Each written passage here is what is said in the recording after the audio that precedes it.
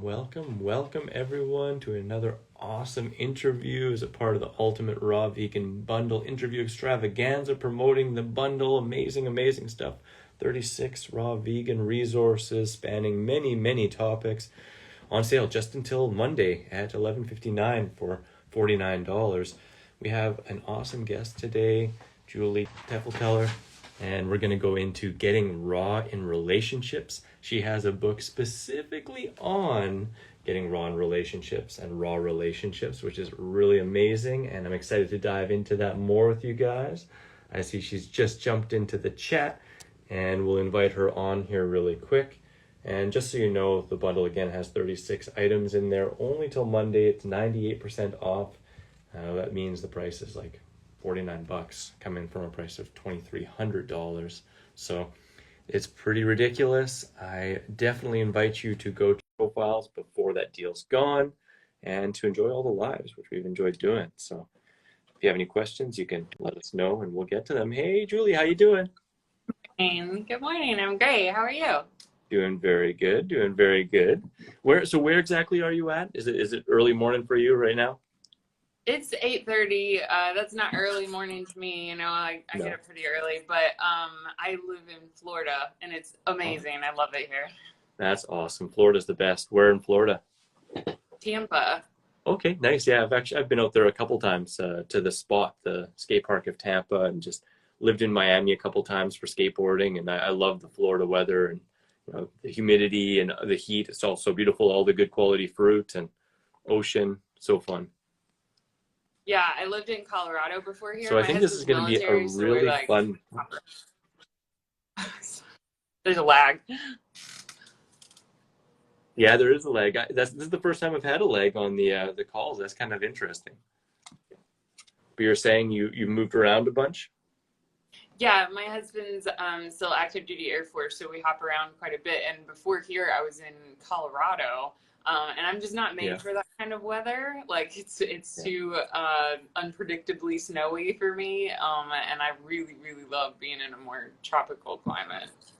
Yeah, I think one could argue that none of us are really made for that weather. I mean, I grew up in Saskatchewan, Canada, which is ridiculously cold, and we can adapt to some degree and find a little bit of balance in it by staying inside or dressing warm. But I so agree with you. I'd way rather be outside, either in shorts or t-shirt, or not needing to cover up or fear the cold. Exactly. Yeah. But going into this awesome topic, I just got to say I really appreciate you and the energy you're bringing into the bundle and your book in the bundle. I think it's such an important topic. And to me, really, relationships, they are the key to everything. And it doesn't matter if it's specifically, relationships with each other, or if it's with yourself, or if it's your food, or if it's with your environment, or if it's at the present moment. I think all of those things really branch together. And I'm really excited to go into this more with you. And I don't really want to try and force a stream anywhere. I'd rather start in first with, what got you interested in this subject and a little bit of your personal history just with diet and raw food and relationships in general that have gotten you where you are now. Yeah, sure. Okay. So I started down this path. My master's degree is in communication. So I started that, back in my early 20s. I love interpersonal communication. So I had always started there. What I found though with my own marriage as things progressed is that you can over communicate in a relationship. It's kind of like water to a plant, right? Like we need communication in relationships. Plants need water. You can still drown a plant if you give it too much water too fast. And it's the same thing in relationships, as you can over communicate. So even though I was really good at communication, I learned all the right skills. I have a master's degree in that. I was still experiencing relationship problems, and it's because I was overwatering the relationship. And so that to me, from a health standpoint, I feel like a lot of people get hung up on food, fitness, lifestyle, maybe mindset, or, what are you doing to help with your nervous system or things like that. But we're not necessarily looking at relationships. And that's a really key piece in terms of health, because if you're experiencing chronic stress, all the time because you're having relationship problems. It doesn't have to be a romantic partner. It could be a parent or a friend or a kid. But if you're experiencing chronic stress from relationships, then you're going to be experiencing physical manifestations of that. And then you had asked about my health journey. Like, I'd say it's almost 6 years ago now, I started experiencing a lot of digestive problems, a lot of joint pain. I grew up on the worst of the worst kinds of food, like the most processed that you can think of. I was talking to somebody yesterday from the Netherlands. They had no idea what I was talking about. But if you're from America, like Captain Crunch and Stouffer's lasagna, Pop-Tarts, and like had a lot of that stuff too. Did you pride yourself on it, or was it just out of necessity? That was just how I was raised. Like, my parents didn't know any better. That's what I was fed. But this is also how I bonded with my husband, was over like Taco Bell and McDonald's. Like, we ate the worst kind of foods. And that was when we were broke. That's how we went on dates, is we went to Taco Bell. And so like we spent, before I went vegan, we had already been together 12 years doing that. And so, and I didn't even eat a salad till I was 26 years old. Like, nothing fresh, wouldn't touch it. I believed everything had to come from a box or a can, or it wasn't safe. Like, I was very brainwashed into believing that like these more processed versions were safer because, it had been through, some kind of quality control or whatever. Plants were dirty, and like, I just didn't mess with it. So anyway, I got very sick. I have been diagnosed with a form of post-pregnancy cancer. I developed an autoimmune disorder. I eventually got to the point that I was pretty much bedbound, like not able to get out of bed. I was so sick. Like, I was in so much pain, I would be crying. And so I was terrified at that point that I was going to be sick forever, or that I'd be on medication forever, or that I was going to die early. Like, I have young children, and I was really, really scared. And so I wanted to find a way that wasn't medication. And I went down the wrong path at first. I went to see a bunch of very expensive naturopaths that told me to eat, high fat, low carb. That I was told to cut all fruit. Like, one of the naturopaths I worked with, I went 6 months no fruit at all, like not even a single piece. And That's a sad 6 months, I bet you. It was horrible. It was so bad. I was so sick. I got worse. Good to be able to laugh at it now, because that is tough. Like, I've done even just short periods of time with no fruit, and I've coached and talked with a lot of people who've done the same thing, like 6 months to a year, and it's a sad, not so juicy, not so sweet life. It's really sad. And at that time, like, I just felt like I had so much willpower to get better that I was like, if I just stick with it, if I just keep going, then I'll get better eventually. It's just not working yet. And I got sicker and sicker, and they would be like, oh, well, it gets worse before it gets better. And so like, I just kept going, and my labs got worse. I was in more pain, and I was like, it just can't be right. Like, this can't be the path. And I remember waking up in the middle of the night, like, I felt like my liver was screaming, and I was crying. I thought I was going to have to go to the emergency room. And I just remember praying and being like, please help me. Like, please just give me something. And I opened my phone, and I don't even remember how it happened, but I found a book called Liver Rescue. And I was like, yes, I'm going to go down that path. And that's Anthony Williams. I don't follow everything he teaches, but I do love a lot of his stuff. And he, from there, I was like, okay, maybe more plants. And I started adding more plants. I started feeling better, and I kept going. And maybe a couple months after that, I was like all in. I was like, I'm just going to go vegan and see how it goes. I felt a lot better. I tried to go raw. I was really struggling with going raw. And I feel like I'm a poster child for this bundle, because I found the raw vegan bundle. I bought the very first one when it came out. And this was the game changer to me, like, to being able to go raw, because it was so, like, I couldn't even express how grateful I was to see all the different recipes and all the different things you can do with raw food. Like, so beyond, like, I was mind blown. It was so beyond what I ever thought raw food could look like. I mean, I was just over here like eating bananas and iceberg lettuce and thinking like, this is really boring. Yeah. And it's so, Go team. yeah. I was like, I'm trying, guys. I'm trying so hard. And so like Alyssa's burger book was in that one. Ridiculous. I can't remember if your pizza book was in that or not, but that was life changing. Like it was just like this whole new world of food, and not just food, right? Like there's so much more in the bundle than just recipes. There's a lot of, yoga and mindset stuff. I started my business because of the bundle, because I met Ted Carr. He's in there. That's so awesome. Yeah, he's great. He's got a great course in here. He always turns out really good information to empower people. Yeah, that Solopreneurship Secrets, I was part of that when he like started the the video recording stuff that's in his course. It's so good, guys, and I paid a lot more money than what he's charging. In the bundle, it's like less than $1, and you're getting information that other people, paid thousands of dollars to get. It's the same stuff. Yeah, I mean, he probably invested tens of thousands in order to get that information and distill it. I know for sure tens of thousands, because I know he's invested heavily in his education around this topic. Yeah, absolutely. And that's just like one of the things in the bundle. And then, there's so much more in there. I'm just mega impressed with all of the creators that are in the bundle and like what's being provided at that price point. Cause Lissa and Nate's courses, like I think they're incredible too. And Nate, I've been following microgreen journey every day in the lives. So determined to create a tower of microgreens somewhere in my house. I have no idea where I could put it, but another day. You can find somewhere, maybe a closet even. Right? Yeah. I'll find something. I'm pretty creative.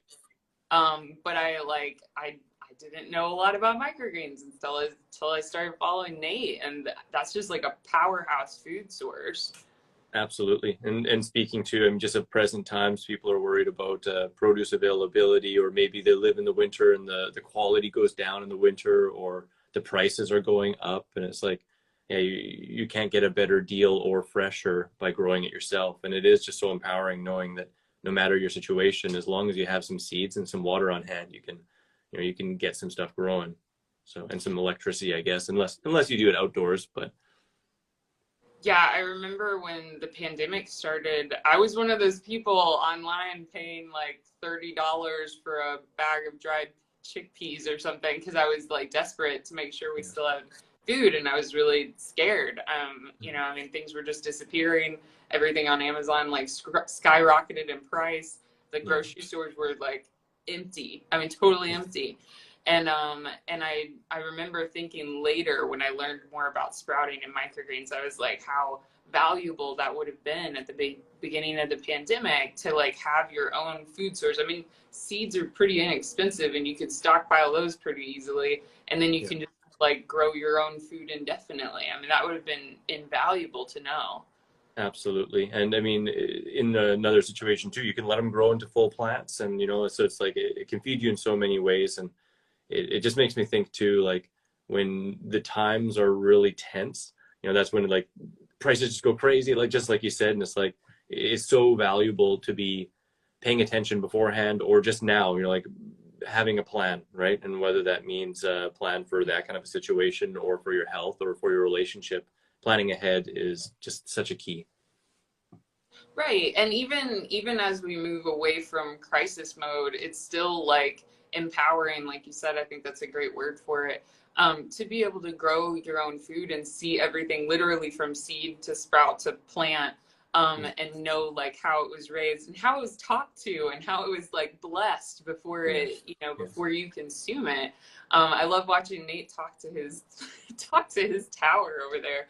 I think it's adorable, and it's like, it's so good, so healing. Like, I think it's really powerful, and I want to do the same thing. Yeah.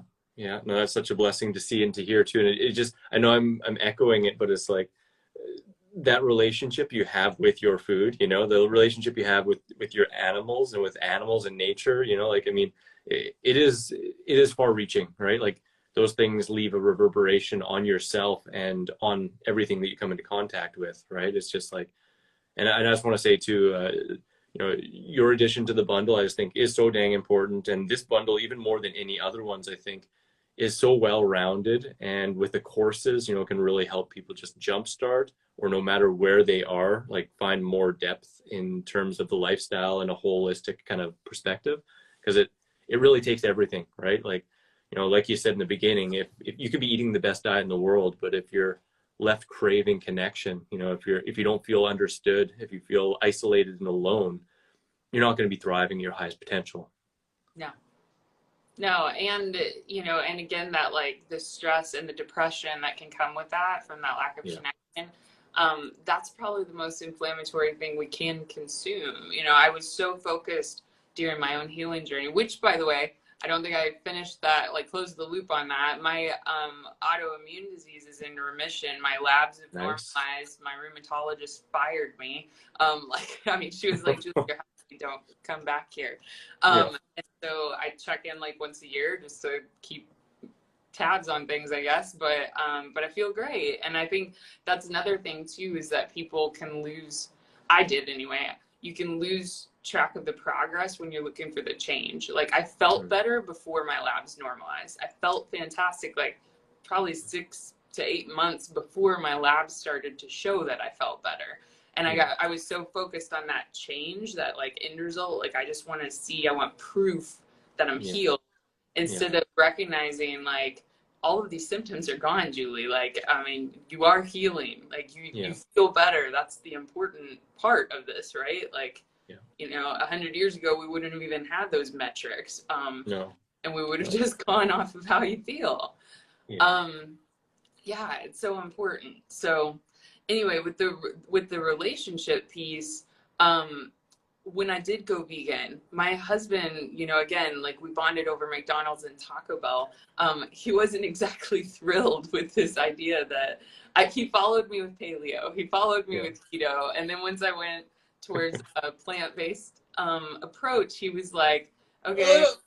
Full stop. Where's the double-decker tacos? Where are the deluxe fries? Right, like even vegan, he was like, okay, but when I went to raw vegan, he's like, wait a sec, what are you doing? We're not even cooking the food anymore. And it was like that by itself, that transition can be really, really difficult for some people. For sure.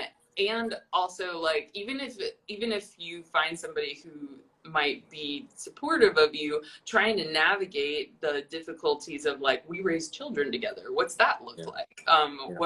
We're gonna live together the rest of our lives. He doesn't want to go vegan, so what does dinner time look like?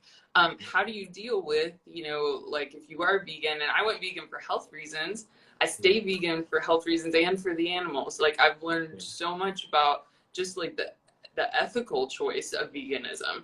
And so how do you navigate that when you're married to somebody who's not vegan, or with somebody who's not vegan, in relationship with anybody who's not vegan?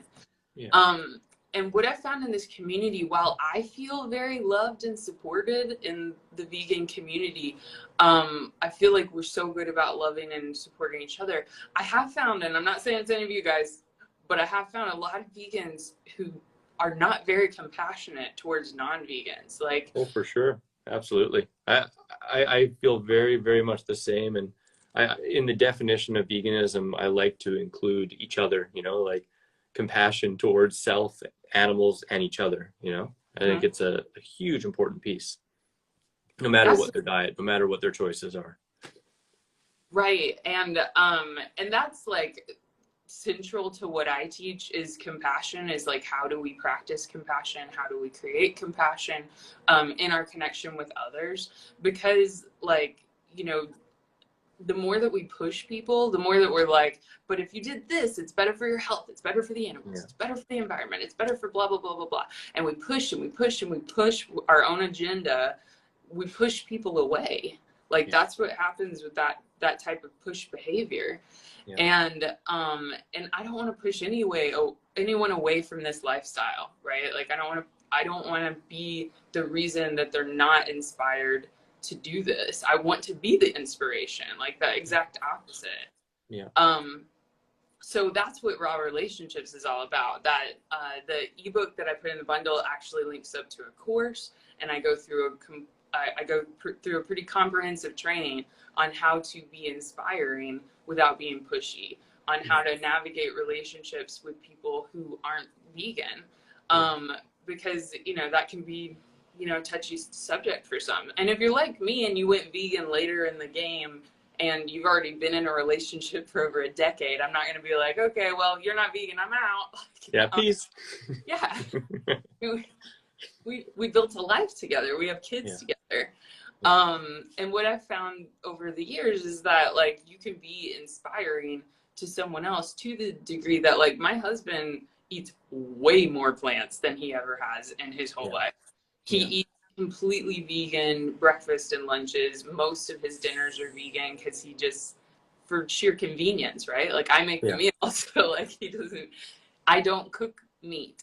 That's something else that I talk about in Raw Relationships, is you shouldn't be doing anything that doesn't align with your core values. Like, you should always be able to be your authentic self. So if this lifestyle of like eating meat or eating animal products doesn't align with your core values, then you don't have to do anything that you don't feel comfortable doing. That's not a requirement. I did eventually have that conversation with my husband where I was like, I love you. I will make you food every day the rest of our lives, but I'm not comfortable doing this anymore. It doesn't align with what I believe in. So, like, if you want animal products, you're going to need to make that for yourself. Absolutely. It seems to me, sorry, go ahead. Oh, no, I was going to say, and shop for it yourself, like procure it yourself. Like, that is your arena.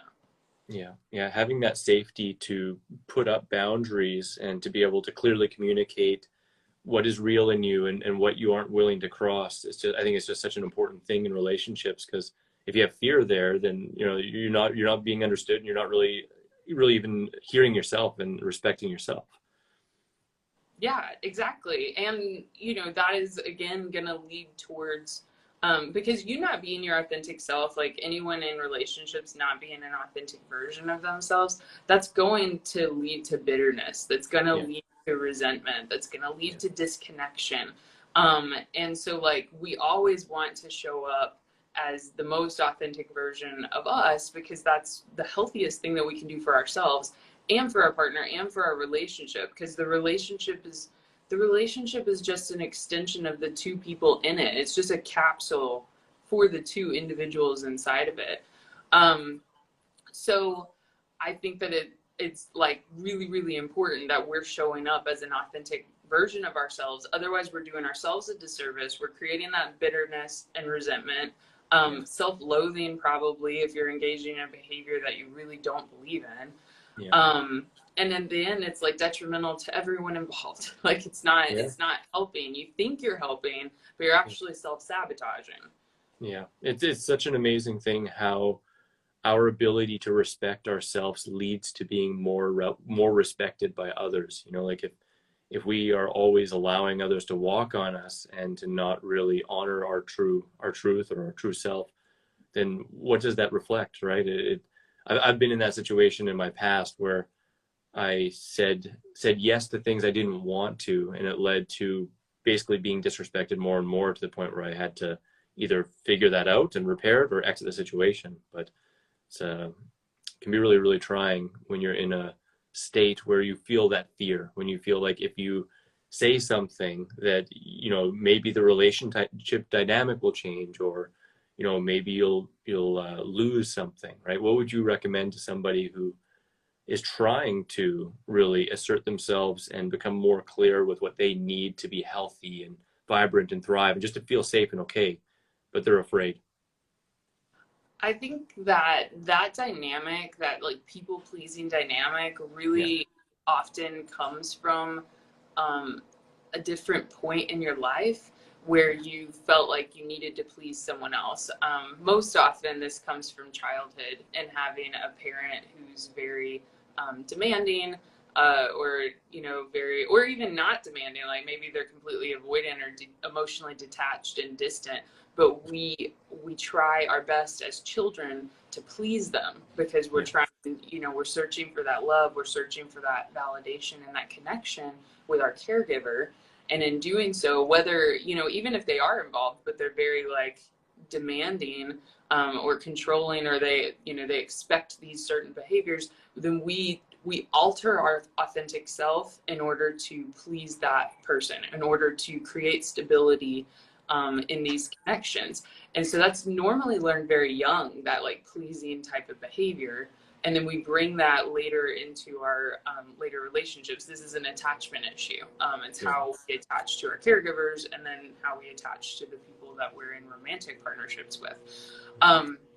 And so if you're in that dynamic where you're trying to show up as your authentic self, and you feel afraid, then we really need to be looking at why you feel that way. A lot of the work that I do with individuals and with couples revolves around triggers, because that trigger is it's a deeply rooted mechanism that the brain gives us for survival, right? It's to avoid whatever trauma created the trigger, because the trigger is always created in some type of trauma, because it's designed to help us avoid that feeling ever again. So if we're trying to get to the root of the trigger, then we need to look back a little bit until we can find wherever that trauma source is. So if you're in like a people-pleasing type of dynamic and you feel afraid in terms of like how you approach your partner, how you talk to them, then we need to look back into like, where did that pleasing behavior come from? So that we can resolve that, so that then you feel safe and comfortable in approaching that. That normally goes back to like reparenting. We have to be able to like parent ourselves in the way that we weren't parented, so that we can approach relationship in a healthy way. Yeah. That's awesome. Yeah, it's so big, and that's, I think, the thing with relationships is they aren't quick fixes, just like with diet and stuff like that. It goes deeper, and you have to be willing to be vulnerable and to really, really dig deep and to push against discomfort, right? It's not just roses and rainbows and sweet, juicy mangoes. Yeah. What I like to tell people is, like, in terms of rewiring neural pathways, which is what we're doing here, like when you're dealing with triggers and trauma, or just trying to break bad behaviors in your relationship. If you've gone down a path where you're arguing all the time and people are nasty towards each other, that's a neural pathway. Okay. Like we enter into those cycles over and over again, because that's the way our brain has been trained to do it. Now, it could be that was the way we were trained in childhood, to handle or not handle processing emotions. It could be from previous relationships, but it's still a neural pathway. And in order for us to like break the cycle, we have to shift behavioral patterns, and that has to be done consistently for like about 30 days. I like to equate this. I tell my clients, like, I equate this back to food. Like when I was trying to learn how to eat salad, right? You can change your taste buds. You can train your taste buds to desire the things that are repulsive to you to begin with. Like, I couldn't even handle a spinach leaf. Okay. My children were like chicken nugget mac and cheese kids. They eat broccoli now, like completely raw broccoli, like it's potato chips, like no sauce, nothing on it. They just sit there with a bowl of broccoli and they just eat it like popcorn. So you can train your taste buds. Huge. Yeah. And so that requires, I'd say, about 30 days. That's what I say, is like 30 days of consistent behavior change, 30 days of consistent exposure in order to start shifting neural pathways in the brain. And you're literally, like the research shows us, you're literally shifting neurons. Like the brain changes. So plastic, right? It's such an amazing thing. I often use the example of a forest path, and like when we've gone down one path a million times, it's a clear path that we just end up funneled into. And when we want to start a new one to a new destination, because we don't like where that's led us, you got to bushwhack a little bit. And that old path might be appealing until it fully grows over, but it might leave some scar tissue, and it might be an easy path to fall down when the chips are down, as they say, right? But If you build a new path and you strengthen that habit, you're light years ahead of where you were just following that funnel down that old path. Right. And again, remembering not to miss the progress, looking for the change, right? Because like you were saying that it can, you know, it can take a while, that it's not instant. And I would agree with that in terms of like lasting change, that, you know, that's going to take some time. But you can see, just like with the raw vegan diet, you can see pretty instant improvements just with a small shift, right? Like if I start eating fruit for breakfast every day, you're going to notice that you have more energy. You're going to notice you don't feel so lethargic in the morning. You're going to notice some benefits. Like one of the guides I give away is text messages that can save your relationship. I believe in something that small that can be so powerful when like well placed and well timed. That is a really, really powerful connection tool.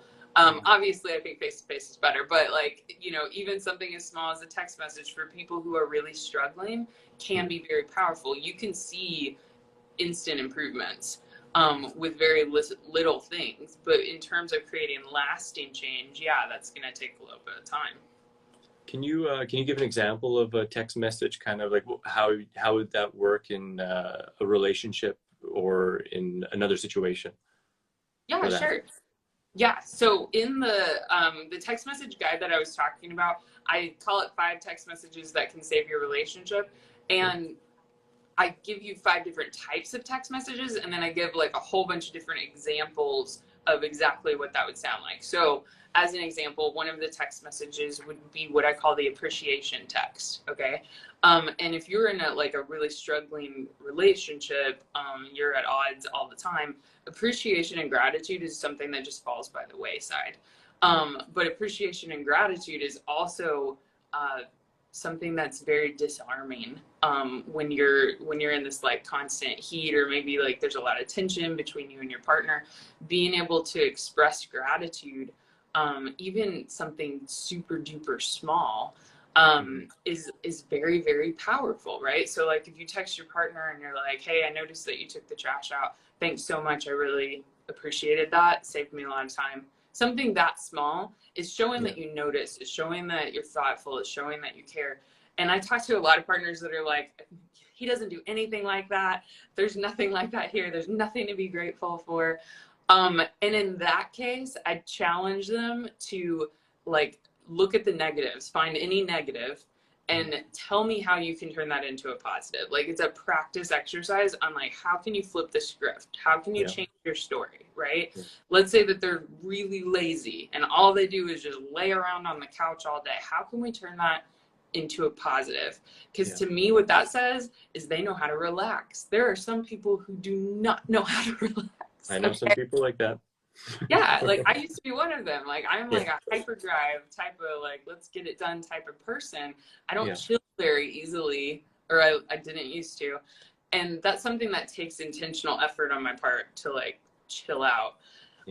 So when I look at somebody that can do that naturally, like that's their natural state, is to be able to like chill and relax. I admire that in them. Like even if they've taken it to the degree that it's too far, I still appreciate that they're able to do that. I admire that. I really do.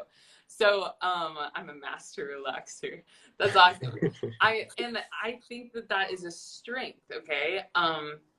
Almost any weakness can be seen as a strength. When I was in the Air Force for 6 years, I was repeatedly told that like my most crucial feedback was always that I wear my emotions on my face. Like it's not on my sleeve. Like I'm not a poker player. Yeah, I'm not. My husband is a poker player. We joke about this all the time. Like I have no poker face. I tried to go play with him a few times. I might as well just hand money to people. Here you go. That was fun. Yeah. I'm like, ooh, pocket rockets. Oh wait. Like I mean there's no this hand really sucks. I hate this hand. Never mind. I can't do it. So I admire the people who can, but I was told in the Air Force, this is a weakness, this is a weakness, this is a weakness. Like, you need to master your emotions. And I'm so, like, I love being in the Air Force, okay? Like, so much camaraderie there. I'm not talking bad about the military, but that piece of it, like, I disagree that that's a weakness. Like, I think it's very much a strength to be transparent, to be able to connect with your emotions, to be able to express that to another human. That is a strength. That's what I teach now. So, like, That's I took awesome. a weakness and I made my story a strength. Yeah. So, like, and I believe you can do that about anything. So if you're searching for something to be grateful for that little text message, take the things that you're the most annoyed about and flip the script. Yeah. And you practice gratitude. That, like, we don't get good at gratitude unless we practice it. That's how we practice gratitude, is you find the things you're not grateful for and look for a way to be grateful for it. Yeah. That's so key advice, I think. Like, perspective reigns supreme. And what I'm also hearing from you as well is that in communication, you have to really take ownership of your side of it, right? Like, I think people can be in difficult relationships and pointing the finger, but unless you're owning yourself and all aspects of it and trying to shift the perspective to create more connection or to create more gratitude, as you said, with compassion, where are we? Exactly. Yeah. One of the lessons that I teach in the couples club hub is, like, how you can change the relationship by yourself, because I believe it's a very limiting belief to think, like, it takes two. It takes two to tango, or if they don't change, then we don't change, and nothing changes. It's very disempowering. Like, you're giving all your power away to believe that you have to wait on someone else to create the change that you're looking for, especially when it comes to a relationship. Because here's the thing, I talk about this in raw relationships in the bundle, is that you're in a triad between you and your partner in the relationship. And all three of these things can affect each other. You affect your partner in the relationship affects both of you, your partner affects you in the relationship. So if you show up differently and you shift, okay, now you're not only inspiring and influencing your partner, but you've changed the dynamic of the relationship. And the relationship dynamic changing also affects your partner. So you have, like, so much power here. And I think people don't even realize that.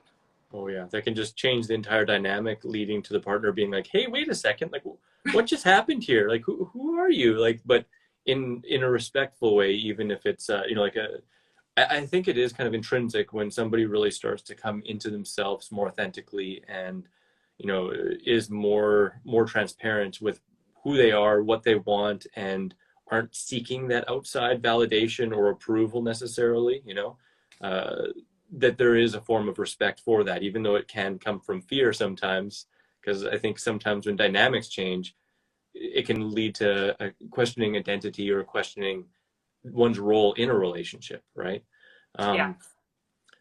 Would you like to talk on that, or would you like to go? I have another thing I'd like to ask you on. Yeah, well, I had one other piece that I wanted to add to this. Yes. Then you can ask me that question. But I think also another way that helps people visualize what we're talking about here, excuse me, is if you think back to, like, elementary school and color combining, okay, like for instance, let's take blue and yellow, and you combine those colors and we get green, right?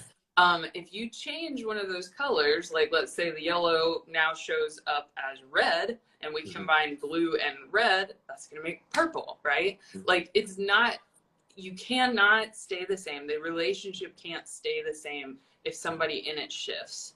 Like, it's the universal law of cause and effect. Is you shift the way that you show up, then you're going to shift the outcome.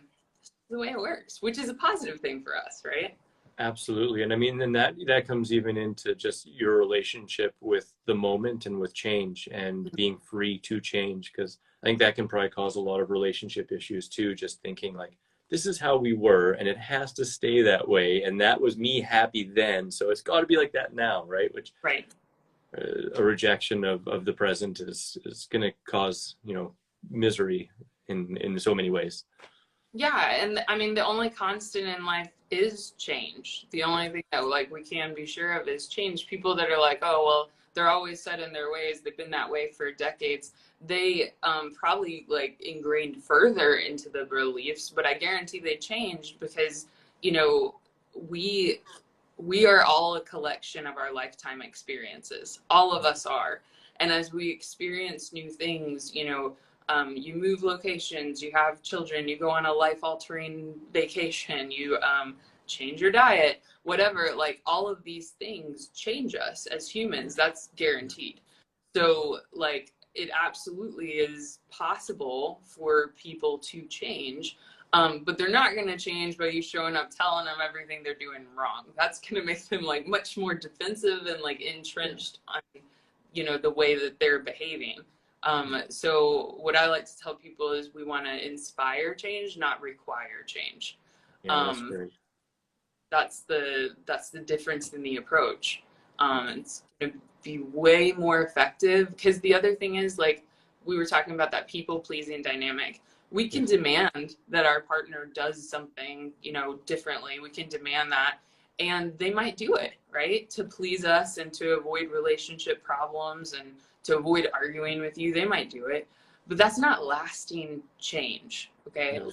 Lasting change doesn't come from a pleasing dynamic. Lasting change comes from that intrinsic motivation, that internal drive to do what we're wanting them to do, right? They need to make that decision for themselves. I would never want someone to choose veganism, including my husband, for me, to please me. I would never want that, because I know that that's not lasting change. And all that's also going to do with that pleasing dynamic is create bitterness and resentment. I certainly don't want my partner to resent me. No. So I want to inspire change because I know that that internal drive is the lasting change, right? Yeah, no, I think that's so powerful. I think so many relationships run out of that other dynamic, and there's that pushing, or, it seems to me, why do you think that is a prevalent way that people communicate? Like, why do you think people find that to be such a common kind of way to try and get what they want, or, what they feel they need? I think that even like as we're growing up, again, if we go back to parents, they're looking for us to, this is like the downfall of so many relationships, is this desperate desire to seek agreement, to get, your partner to agree with you, or like, parents with children, to get your children to agree with you. And we want them to believe what we believe instead of recognizing that these are tiny humans, that they have their own authentic selves, that they have autonomy, and that we're like, what we really need to be teaching them is how do you show up in your adult life, in your adult relationships as your authentic self, tiny human. How do we do that? And yeah, like we help them navigate and we give them all of the resources, but like even with veganism with my children, one is vegan and the other's not as of right now. The one who's not, like my husband, they eat tons of plants. Everyone in this house is vegan for breakfast and lunch and most dinners. Both he and my husband still have like chicken or beef on occasion. My youngest child is very, he cares a lot about the animals. He's just like an animal kid. And when he realized, and this is the other thing, like with people who are non-vegan, is you look at a piece of meat in the grocery store is not the same thing as connecting to the dots to that animal, right? Like we get used to like looking at a piece of meat and it's just meat, instead of recognizing that meat has a life associated with it, has a face associated with it. When my youngest son realized that he was eating a cow, eating a pig, eating a chicken, he was very upset, and that had nothing to do with like me and veganism. Like he just didn't realize that's what he was eating. And after that he was like done, and he'll ask anywhere he goes, he's like, is this vegan? I don't want if it's not vegan. He's 7. Okay, that's awesome. That's just him. I lost track of your question. What was your question? The question was, why do you think that people, like it's habitual for people to have that kind of dynamic and relationship we were talking about? Yeah. It's I think that a lot of times that desire to like seek agreement comes from fear. It comes Yeah. from anxiety. It comes from us not wanting the relationship to like stray away from our comfort zone, right? Like we want things to be on a certain path.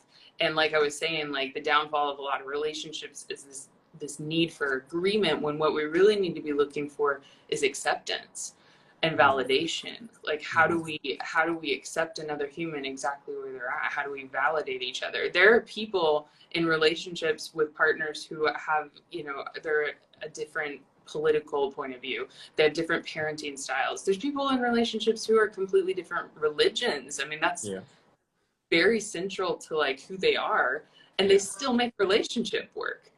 Yeah. But they know how to be respectful of each other. They know how to accept each other, and all the parts. Because here's the thing: you can leave relationship and go find somebody who's raw vegan. Yeah. You could leave the relationship that you're in. You can go find somebody that you know you don't have to have this inner dietary relationship with. You could agree on all things raw vegan.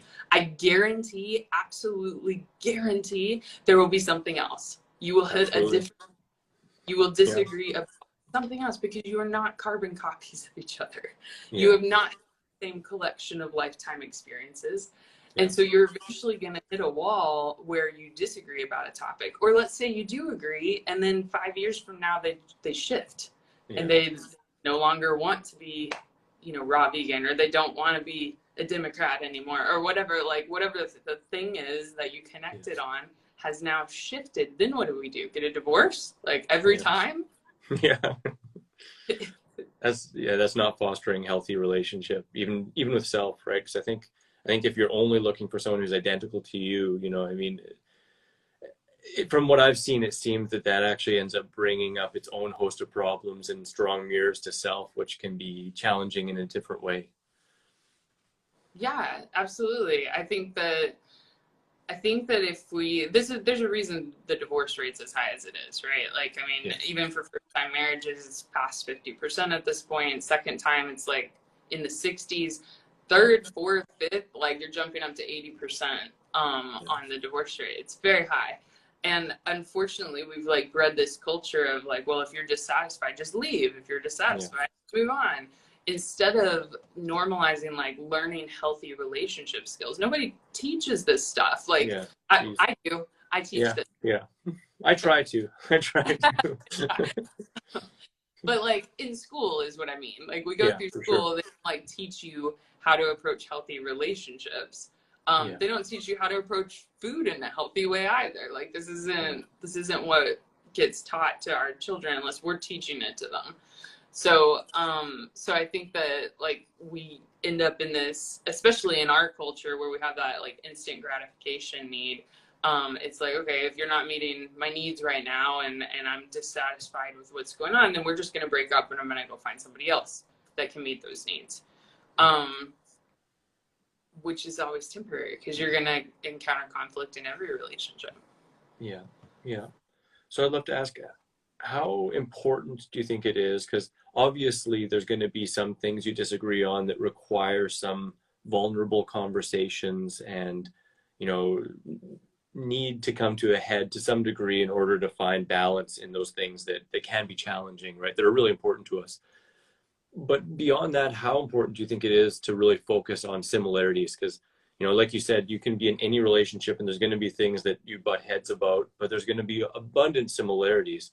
So where's the balance there?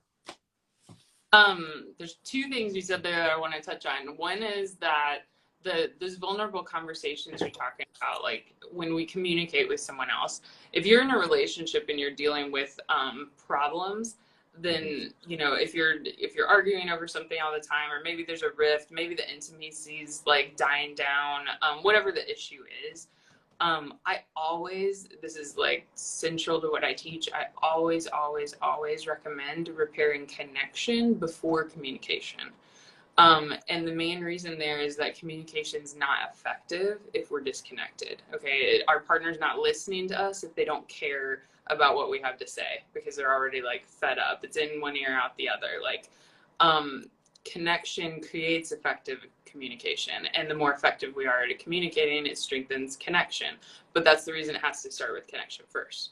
Because if Can you define that connection, bring more clarity to how to, like, what specifically is connection in that respect, repairing the connection?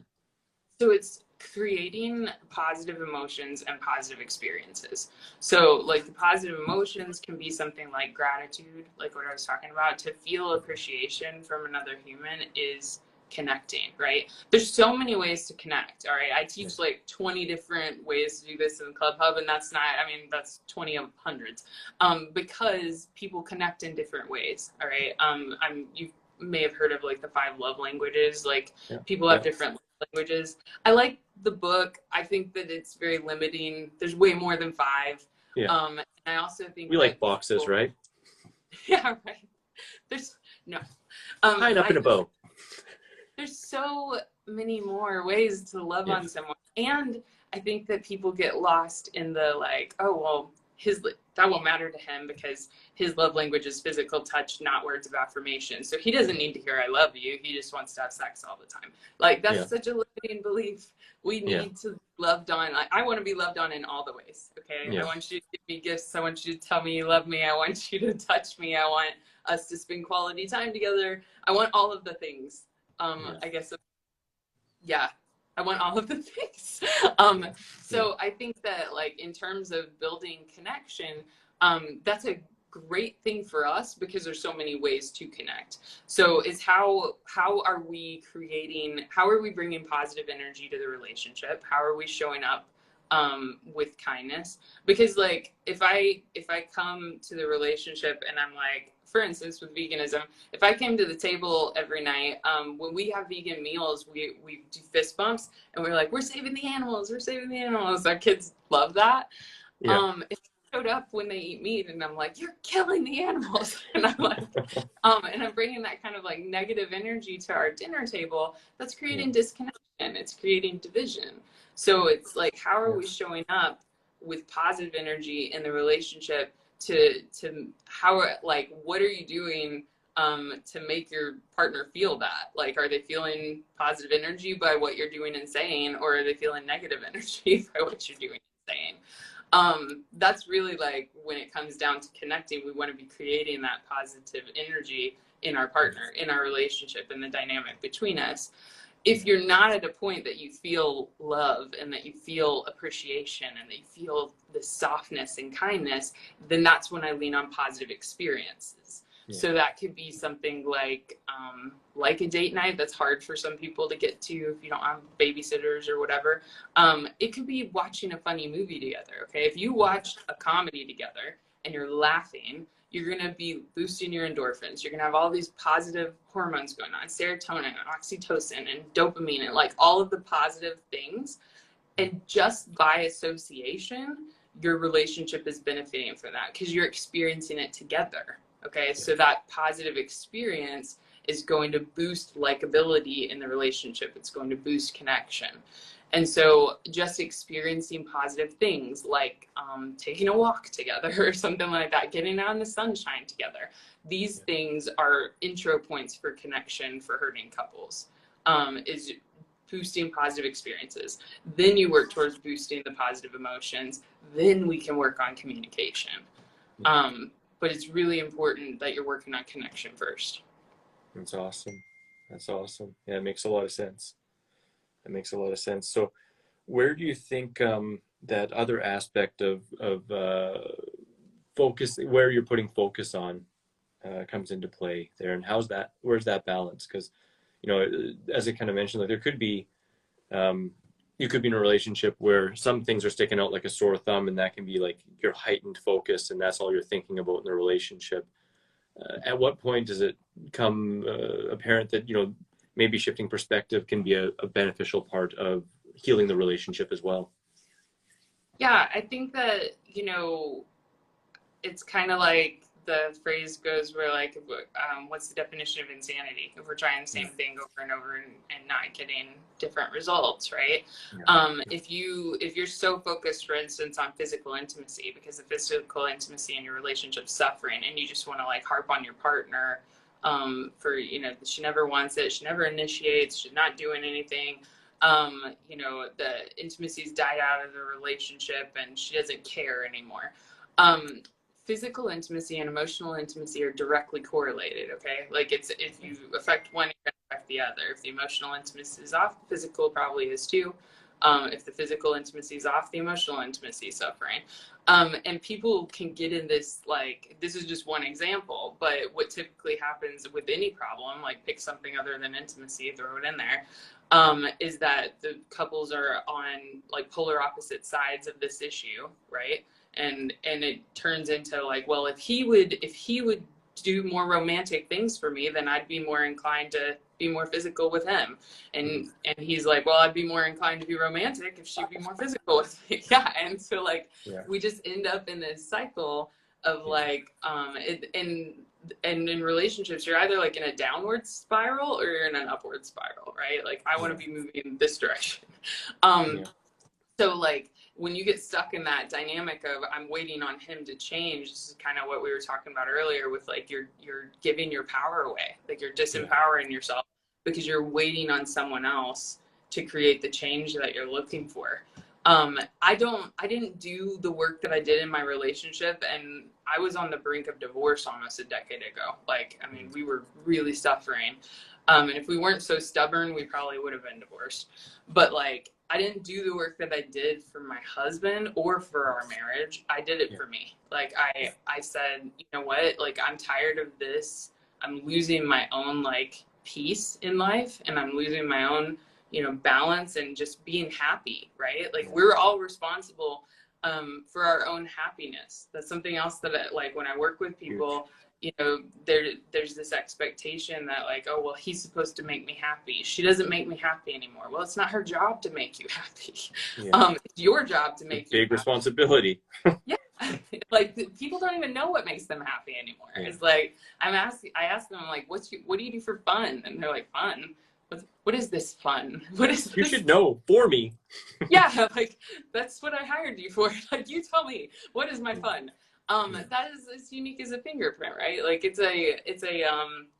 this is our individual happiness is our own responsibility. And then we can enhance each other's happy in the relationship. We can enhance each other's happiness for sure. I'm not saying you should do things to make your partner unhappy, but taking responsibility for their happiness or expecting them to make you happy creates a codependent relationship. And so like, our goal here, I don't want to be in a codependent relationship. I don't think anyone does.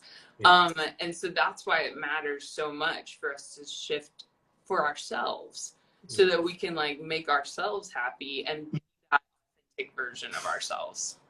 Absolutely. No, I love that. You know, it makes me think of something that a good friend of mine, Brian Calvi from The Farm of Life, has said many times, paraphrasing that a healthy, balanced relationship complements each other rather than completes each other. And, you know, I think it's something that a lot of people miss out on.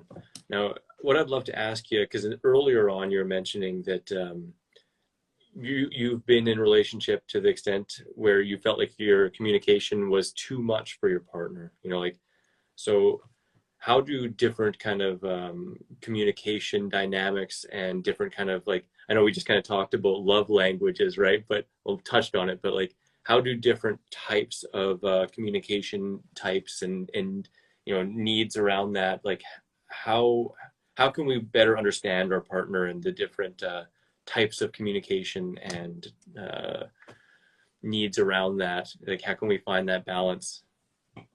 Yeah, so there are 4 different communication styles that you That's the word I was looking for. Styles. Yeah, I was like, types doesn't really fit, but yeah, styles makes better sense. No, I mean, you could call it types also. So with the styles, there's aggressive, there's passive aggressive, and then there's assertive. Our goal is actually assertive, and people hear that word and it has like a negative connotation. A negative stigma is like, assertive sounds aggressive, but it's not. Assertive is, you know, us maintaining healthy boundaries. Assertive is us. I'm obsessed with your cat right now. She is so good. I'm sorry. Is she really distracting? It's no, just the snooter, and she's really, really good. Yeah, assertive is like a different, sorry, I just thought, Eva, yes, I do. Yes, I do. And this will be recorded, or this Yes, will be up on our pages. yes, it will. Um, so assertive is us being able to establish those healthy boundaries and show up for ourselves and being authentic and being able to, you know, express our needs, our desires, our wants, our beliefs, our ideas in a healthy way, right? Yeah. Aggressive is it's the people that like are more explosive. They're more attacking. They're more like you know, in your face about their opinions and ideas, and they're the ones that are kind of like, Right. yeah, They're always right. yes, yeah, they're know-it-alls. They have to Yeah. be right. Yeah. That's a more aggressive communication style. Is that the ones that have like that I'm right, you're wrong, my way or the highway type of mentality. Yeah. The passive people are very submissive. They're very, you know, they're peacemakers. They're just kind of like, okay, whatever you say, I'll go with it. They're the people pleasers. And then passive aggressive are the ones that, you know, they don't say anything, but they feel it. They feel upset about it. They know that this is striking a chord, but they're not expressing themselves. And instead they express it in a aggressive way, passively, right? They're the ones that give you the silent treatment, the cold shoulder, or they're doing things specifically to like make your life harder or just kind of be menacing. You know, no, I'm not going to fill the gas tank. I'm not going to take the trash out. You take the trash out. And it's this idea that they're going to punish you in silence. That's a very dangerous path too, because those are the gaslighters. Those are the people that like can be very Very manipulative. Yeah, very manipulative. That's the word for it. So yeah, the communication styles. Tell me your question again about the communication styles. Yeah, the question was, you know, it can take some time to understand yourself and really repair your relationship with yourself and come to understand what your true needs are. And then we can come into a relationship, and if we don't understand that someone else has, you know, different needs, a different style, it can be difficult because then all of a sudden you're like, hey, I understand myself. I'm trying to exert myself, but you're not hearing me. You're not understanding what I'm trying to say, or you know, or you're butting your head against me because I'm just trying to assert myself. Like, how can we find balance with other people that have different communication styles? Yeah, I think that it's primarily important to, again, going back to connection, is for us to connect first. Then when we're working towards communication from a healthy place, let's say your connection's pretty good, and your connection doesn't have to be like perfect, right? I don't want people to wait around forever to get to, you know, is my connection good now? Is my connection good now? Before I can communicate, we have to communicate in the relationship. It's just that if your connection is like so far off that all you do is argue and you're tense all the time, there's no way to have effective communication like that. That's the reason that I say to start with connection.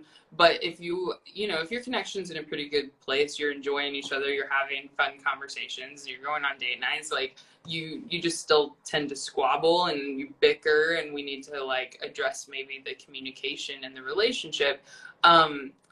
Something that's really important, like a really good tip for this one, is to work on clarifying. I'll give you an example. Is if I told my husband that I want us to spend more time together, and he's like, yeah, babe, we should definitely spend more time together. I'm like, great. But spending more time together to me looks like us talking, conversating, going on date nights, doing fun things together. And spending more time together for him looks like us sitting together on the couch while he plays his video games, but we're together, right? So in his head, we're spending time together. We're together right here. But my definition of those exact same words is totally different. That's where the disconnecting communication happens, is that we are saying the same things, but we mean totally different things. I talk to couples all the time that like, they want to be together. They want things to work. They want, you know, their relationship to succeed, and they want a lot of the same things, but just how they're saying it to each other and what the interpretation of what they're saying is totally different. Absolutely. And that's probably one of the strongest things that you can do in communication, There's so much more than that, of course, but like one of the best things that you can do in terms of improving communication with somebody that like might have a different style than you is clarifying. Is what do you saying, like, what do you mean by that? Yeah. Another one that I really like is giving them an opportunity to rephrase. If they say something and you feel triggered and they say something that upsets you, is to ask them like, hey, I'm feeling really hurt right now, because like the way I interpreted what you just said is this.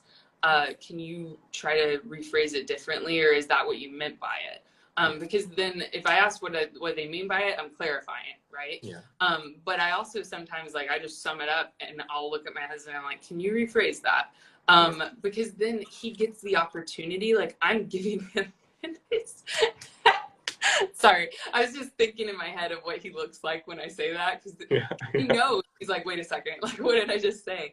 I know that he's not trying to hurt me, okay? Yeah. Like, if you're going to assume anything about your partner, I want you to assume two things. One is that you believe the best in them, okay? Assume the best in them, because people want to be happy. They don't want to be unhappy either. They don't want to be arguing with you, all right? Yeah. So assume the best in your partner. Two, assume that you don't know anything. Like, assume that you have no clue what's going on in their head, because there's a lot of people filling in the gaps based off of years of experience with this person. And so they're just like putting words in their mouth, even though it's not what they said, even though that's not, you know, the message they have at all. And so, like, I want you to assume that you know nothing. Ask questions, clarify, ask them to rephrase, because you want the words to come from them. Right? Like, we want to give them the opportunity to really be able to express what they're trying to say. And even if they say it in a way, like I said, that like hurts you or whatever, ask them to rephrase, because it's probably not what they're trying to do. They're not trying to hurt you. Yeah. So I think those would be my like golden nuggets in terms of communication. That's beautiful. No, absolutely. Yeah, like, what did you hear me say? You know, like, just like the rephrasing, right? I think that's just so important in clarity. I've found that lesson come up in my life many a time. You know, the just being really clear, and knowing that when someone says a no, that's, you know, a yes for them to something else, right? Like, if they're saying no to something, they obviously have some kind of unmet need that they need to do. But if you don't have clarity around that, you just hear no. You know, you know, it can be really challenging like that. Have you dove into the work of Marshall Rosenberg? I don't think Nonviolent communication? Oh, yes, I have. Yes, I have. Yeah. It's on my Kindle right now. I have. Awesome. Such awesome stuff. Same thing with music. I know the songs and I don't know the celebrities. Like, I should do better with recognizing the names. But I absolutely have that book on my phone. I'm the same with songs and names and stuff like that. So yeah, it's as some similarities just in that rephrasing and stuff. It just in like the dynamics of the relationship. It's just I don't know where I'm going there, but just so darn important. Yeah, absolutely. So I'd love to ask, is there anything else around this subject of communication or relationships? I mean, raw relationships. How does this come into food for you? You know, and relationships with self. Yeah. So like we had talked about at the beginning, how there's that dynamic with people who are trying to get healthier. They focus on like food and fitness and lifestyle. I feel like relationships a lot of times are left out of that, which is sad, because relationships are such a big piece of a healthy lifestyle. Like, healthy relationships are part of a healthy lifestyle. Also, a healthy lifestyle are part of healthy relationships. If you feel like crap because you're eating crap, then you're going to be more irritable. You're going to be more snappy. You're going to have a lot less patience and less of ability to master your triggers if you're already feeling terrible. So I tell, you know, all my clients, like, we have to examine, we have to look at what are you doing lifestyle wise in terms of like taking care of yourself, because the relationship is an extension of yourself. So if you are not in a healthy place physically, mentally, emotionally, spiritually, all of the things, then the relationship is going to suffer as well. We have to kind of hit all of those points. So I think that food matters to relationships, and relationships are also going to matter as far as if you're trying to get healthy with what you're eating and you're trying to, take care of your body physically, then you need to be looking at what's stressing me out. And if your relationships are a part of that, then that needs to be addressed. Raw relationships, the course that I put in the bundle, is really designed to like help you navigate. I designed it to help you navigate if you're in a relationship with somebody who's not vegan. That could be your partner, that could be a parent, it could be kids, whatever. But it's really about like, how do we inspire others without being judgy? How do we foster compassion within ourselves to be able to extend that compassion to other people? How do we show up as our authentic self and master our own triggers so that other people can show up as their authentic selves, so that we can have an authentic relationship? That's what that's really about. That's beautiful. Yeah, it is amazing, because if we're being triggered by someone outside of us, it's often said that has much more to do about yourself than that person. Would you agree? 1000%. I tell everyone, like, we need to be mastering our own triggers, okay? Because if you walk through life and you, like, let's say you create this laundry list of triggers and you hand it to your partner and you're like, don't talk about this, it triggers me. You're triggering me. This subject triggers me. This topic triggers me. And I have this list, and then my partner has a list, and my mom has a list, and my friend has a list, and my sister has a list. And we are like just creating red tape everywhere. I envision like walking into an art gallery with all the laser beams and stuff like that. Like, we've created a landmine of a relationship field, right? Like there's just little landmines all over the place. And this is how we get to the point that we feel like we're walking on eggshells in a relationship or trying to talk to somebody. We feel like we're walking on eggshells because we've created all of these trigger points. And the only way that we resolve that is for everyone to master their own triggers. Just like we're individually responsible for our own happiness, we're individually responsible for our own triggers. If you feel reactive to something that somebody says or something that somebody does, then we need to examine that trigger. And again, that goes back to that brain survival mechanism, because that's what a trigger is. Where did it come from? Because it came from someplace else. Our brain feels threatened right now.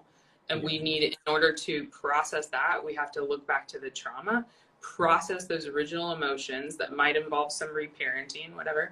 But like, go back into that original point so that we can really resolve that trigger response, so that it doesn't keep affecting us. We do that again for ourselves. Like, I don't want anyone to be able to press my buttons. I don't even want to have buttons. So I care very much about resolving those trigger points so that I can show up non-reactive and be able to observe what's happening and actually have like a much more effective experience in being able to communicate with other people. Yeah. It seems to me that a lot of those triggers stem from a thought that things outside of us should be a certain way, like that I'm right, this perspective is right, that the outside should be like that, and if it's not, then all of a sudden, like, what the heck, why don't you see it exactly as I see it? Yeah. Tony Robbins says that we're shoulding all over our lives. Yeah. And I think that's dead on, like what you just said, is that we get very our expectations stand in the way of happiness. Because we're very, well, it should be this, or he should do that, she should do whatever. And like, I'm not saying you're wrong. People should be kind, right? But like, if we can't observe, where they're at and be able to recognize, like, okay, what's going on in their head right now that they're not showing up kind? Like, what is the problem? What is the dynamic in our household? And we're human, okay? I'm not superhuman over here. We have our own struggles in our house. My youngest is autistic. That causes a lot of pain points for us. His behaviors can be very challenging for us. And so my husband, if he gets snippy and stuff, this is years of experience and years of being able to communicate and understand each other. I can pick up on, his meta communication, the nonverbals, and I can see like he's not in a great place right now. but then I'm observing the situation, right? Instead of reacting to him, if he's being snappy and he's being short and he's being a little bit like not him, instead of going, you know, you're being awful right now. Like, can you not be such a brat? I won't use bad words here, but like, can you just Feel like, free. can you just like, can you get it together? Like, you're being an ass right now. Can like you knock it off? Instead of approaching it that way, I can observe what's happening. And I can also, you can go in like to detective mode, like, okay, you keep asking why is he behaving this way? Okay, well, he probably didn't sleep well enough last night. Why didn't he sleep well last night? Well, our youngest was up 6 times knocking on the bedroom door. What system can we put into place to stop our youngest from being up so much at night? Like, we're problem solving together. At the end of the day, your partner is your partner, okay? So this me versus them dynamic, there is no winning in that. There's no way to like win, lose in a relationship because you're on the same side. You're on the same team. So if they lose, you lose. There's no winner. So I think it's really important for us to look at things from that partnership perspective, that like we are on the same team. How do we problem solve this together? Even if the problem is their behavior, okay? You separate the behavior from the person. The person's still your partner. They're still your teammate. That person is not bad. The behavior may need to be addressed, but the person is still your partner.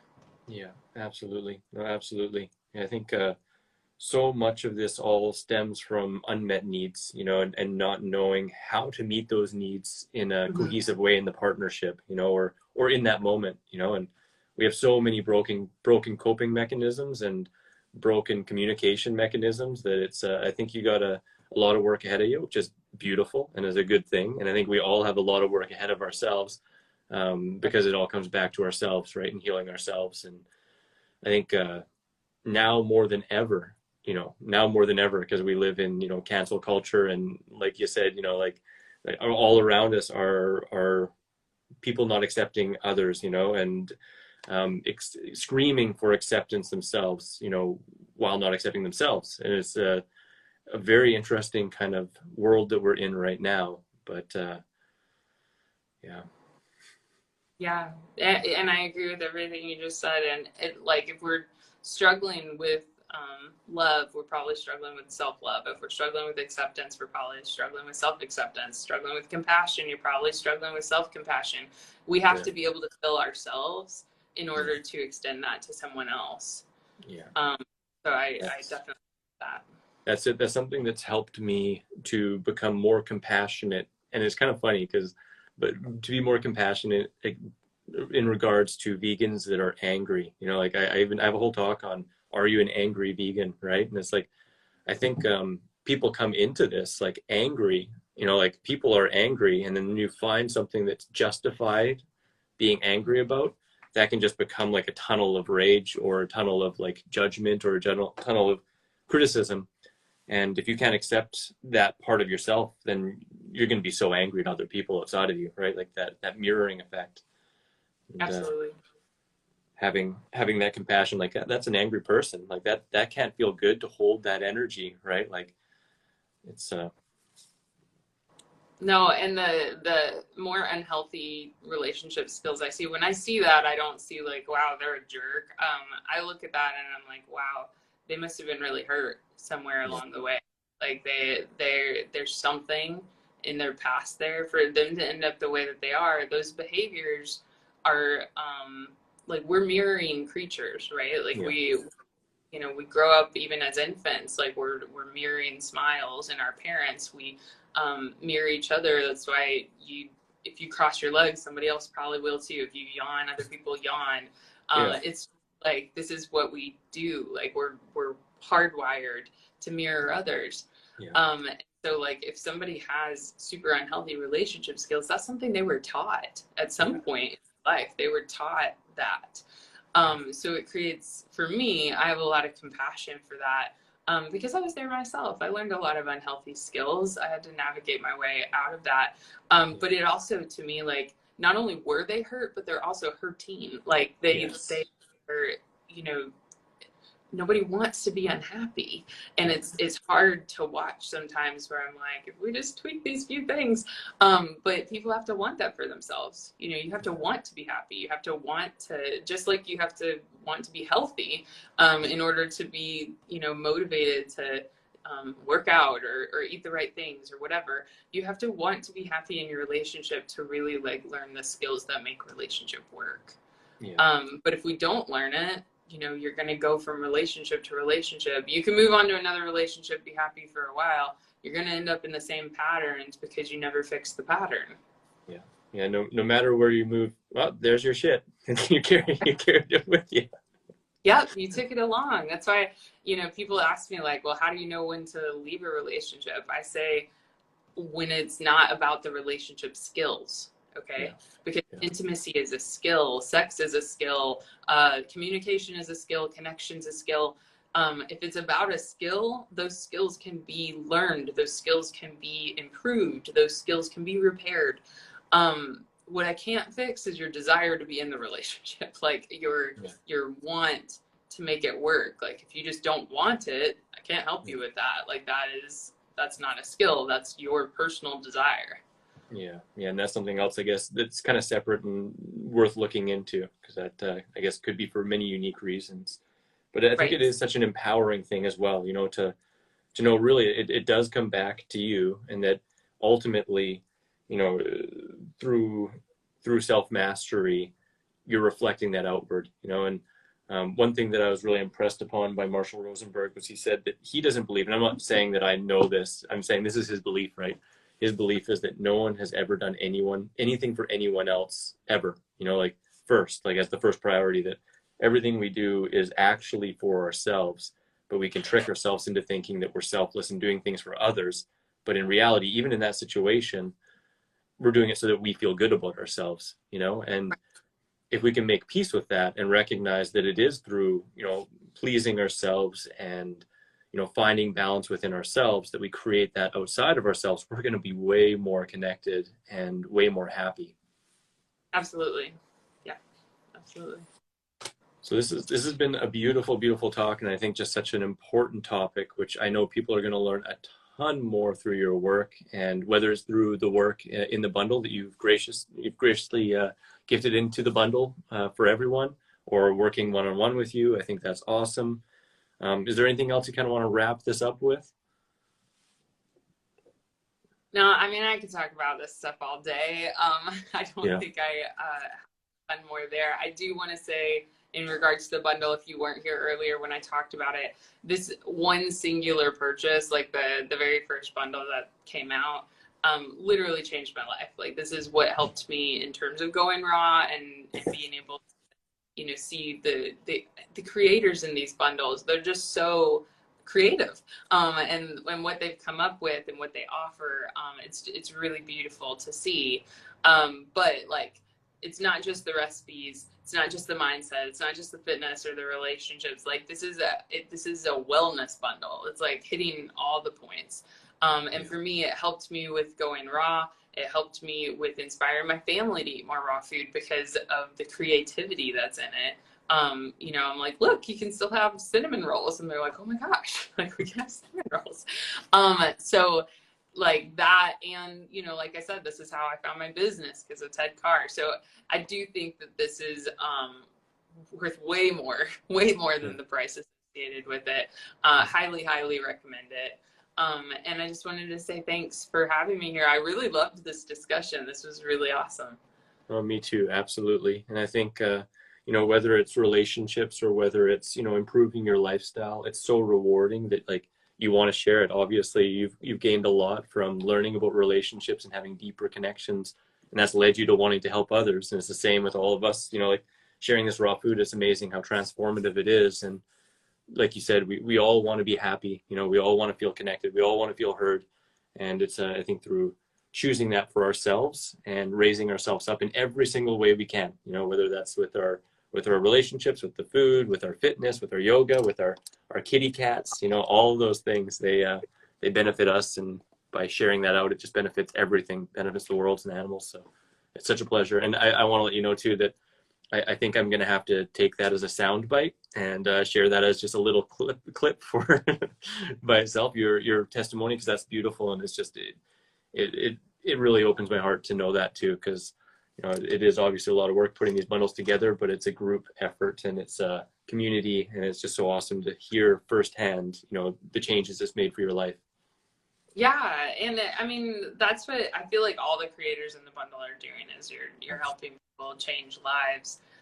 Because every aspect of this, whether it's food or fitness or lifestyle, it's all transformative. And so I think that, yeah, use it away. I put a clip earlier in our conversation too. Feel free, because I tell all of my people that not everyone who follows me is vegan, and I'm like, you don't have to be vegan to enjoy this. You don't again, my husband's not completely vegan. Everything in here you can still enjoy. And you're still going to get the benefits of adding more plants to your plate, right?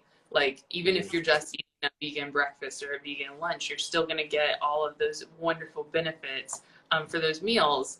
And, I think that can help anyone, no matter what diet they have or what diet they're on. Absolutely. You don't have to be raw to be raw in your relationships either, right? Correct. Absolutely. Yeah. The raw relationships, that course is, that's designed to help anybody with inspiring your partner, even if it's not about veganism, even if it's something else. Like, it's designed to help you get on the same page, even if you have completely opposing viewpoints about whatever it is that your opposing viewpoints are. Yeah, well, that's beautiful. That's beautiful. Well, thank you so much. Really appreciate you and appreciate this conversation and everyone spending time with us today and all the kind comments. I hope you guys enjoy the replay. And just again, go grab the bundle in Julie's link. I don't have it here, but you'll be able to find it in the notes or otherwise as you leave here. And I hope you guys all have an awesome day. Bye, Chris. Thanks so much. See you. Bye-bye.